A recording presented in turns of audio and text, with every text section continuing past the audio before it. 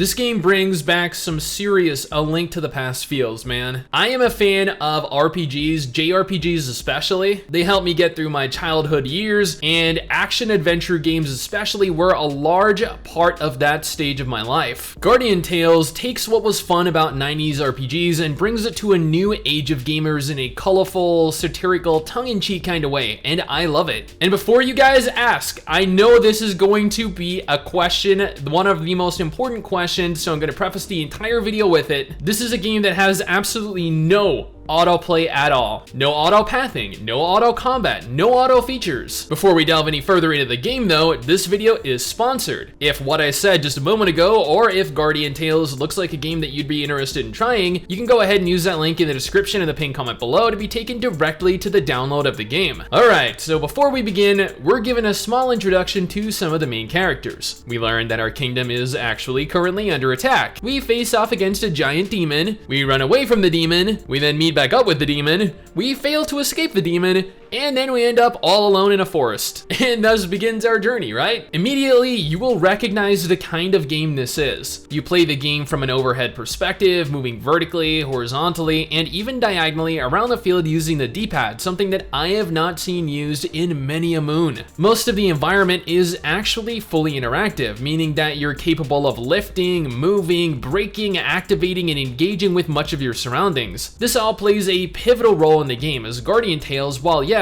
it is definitely an action-adventure RPG, is also a very strategy-driven game as well, providing various different types of puzzles to solve. I played for probably around 6 hours straight recording footage for this video, and I'll admit, the further I got through the game, the more enthralled I became by it. The core of the game is much what you'd expect. It has various chapters to progress through, with each chapter providing a plethora of different levels to play through. However, they go above and beyond, providing side quests while out in the field.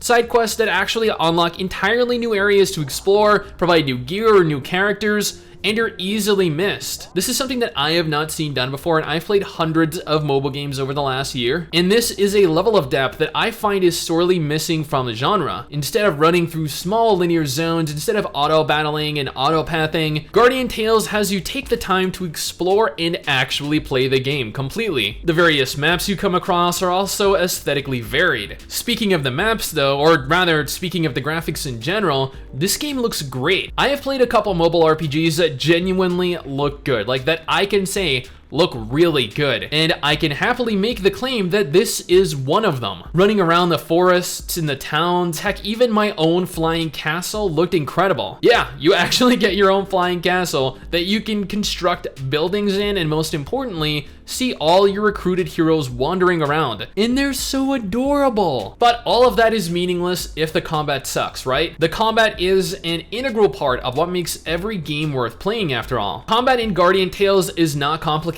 at all. Where traditionally mobile games are cluttered with a ridiculously oversized UI, Guardian Tales has a small map, your party info, D-pad, exploration info, and dash, attack, and ability buttons. That is it. The UI is very clean, it is very modern, and does not get in the way of playing. As noted, you have your basic attack button, your dash button, which also functions as an interact button as well, and your ability. There are quite a few different weapon types, each with their own unique strengths, weaknesses, and abilities. Choosing the right weapon type for the kind of playstyle you want is not easy, as sometimes the gear you find is just substantially better than what you currently have equipped. That learning the intricate differences for each weapon type is integral to the success of the encounter. Combat requires active management of your cooldowns, dashing to avoid enemy attacks, weaving between AoEs from several targets at once, all the while attempting to launch your own barrage of attacks. And as you continue to push through the game, it gets progressively more difficult. By the time I had finished recording, I spent the last several maps finishing with a fraction of an HP bar left. It got unbelievably difficult, and my characters, my party members, saw that. They witnessed that firsthand because they were dead. Literally, by the end of every encounter, they were dead. And that's probably just because I had very bad gear on them, which, you know, is understandable because I was just playing through the game, enjoying myself. Speaking of, yes, you can actually recruit characters to aid you in your journey through the game. There are over 50 characters currently available as of the release. I think by the time I finished, I unlocked like 8 or 9 of them. They have individual levels just as you do and require you to equip them much in the same way you equip yourself, meaning that you're required to decide if you necessarily want to heavily equip yourself with all the good gear, leaving them to constantly die. You also have costumes for your characters, allowing you to actively swap and customize what you look like. I had this adorable outfit that I wore for half the game, and then I unlocked a weird like Neko outfit and did the rest as a cat girl, cause you know, cat girl, haha. While Guardian Tales can be played as a single player RPG, there are a variety of multiplayer activities as well. You're capable of playing with up to 3 other players and participating in 4-player cooperative raids and 1v1 PvP. Now, I never actually had the opportunity to participate in PvP, so I can't say how well it functions or what it really involves, but I am definitely a fan of PvP in pretty much every game I've ever played, so naturally I would have dominated all of my enemies had I stepped foot into the 1v1 arena. Cause, you know,